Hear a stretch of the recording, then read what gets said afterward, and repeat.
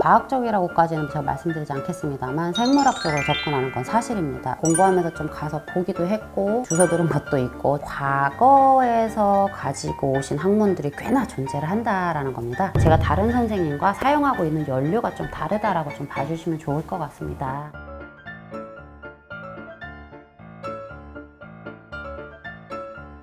선생님, 네. 수간상 보시는 분들은 선생님 말고도 여러분들이 있으시죠? 많죠. 고명하신 선생님들이 많으시죠. 네. 그런 수간상 보시는 분들과 우리 손권 선생님의 차이점. 늘 잘못 말하면 욕을 먹을 수 있겠죠? 선생님 전에.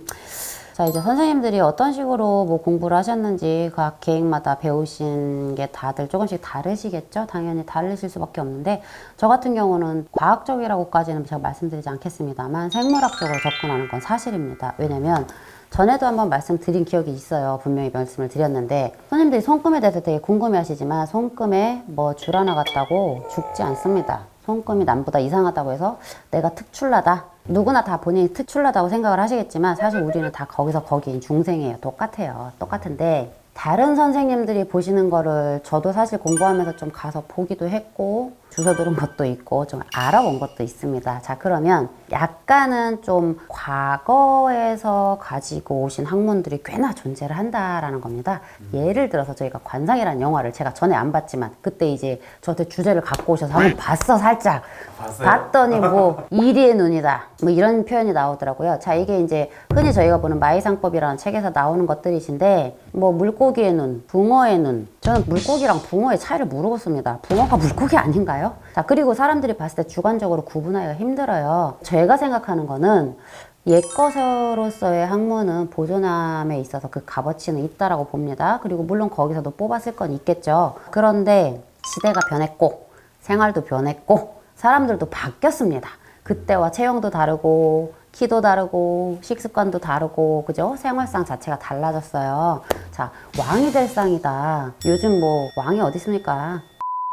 자, 이제 생활상에 좀 맞게 하셔야 되잖아요. 저희가 현실적인 돈을 지금 이번 달에 벌 수 있을까? 아니면 내가 이사 가는데 좀 이 때가 좀 맞을까? 내가 시험을 보는데 붙을 수 있을까? 아니면 내가 면접을 가는데 뭐 붙을 수 있을까? 이런 것들이 생활의 문제가 되겠죠.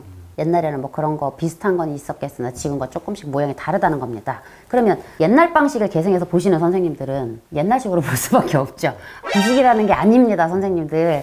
그런 방식으로 보시는 것보다 옛날에 저희가 왜 자전거 타시던 것보다 차량이 조금 나은 것처럼 타는 방식은 달라지지 않습니다. 휘발유차가 있고 이제 전기차가 나왔듯이 같은 거지만 저 같은 경우는 연료가 좀 다르시다라고 아시면 좀 편할 것 같아요.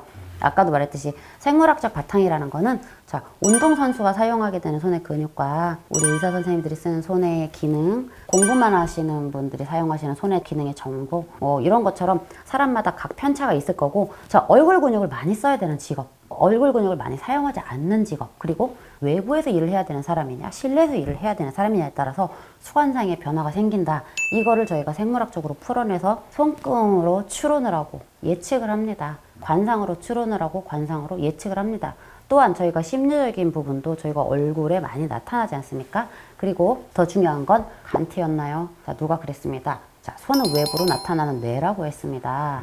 그것처럼 우리가 외부로 나타나는 내 활동상을 손으로 보여주고 외부로 나타나는 얼굴의 상을 바꿔줄 수 있는 것들이 바로 발달 상황, 피부의 발달, 근육의 발달, 피부와 근육을 지탱해주는 뼈의 발달로 손님들이 추후 어떤 것을 할 것이냐, 이 사람의 지금 몸에 리듬이 떨어져 있느냐 올라가 있느냐. 리듬이 올라갔을 땐 당연히 투자적인 측면에서 훌륭한 감각을 발휘할 수 있을 거고 리듬이 떨어졌는데 어떻게 투자를 잘 할 수 있겠습니까? 이동을 할 때 선택조차도 잘 못할 수가 있다는 거지.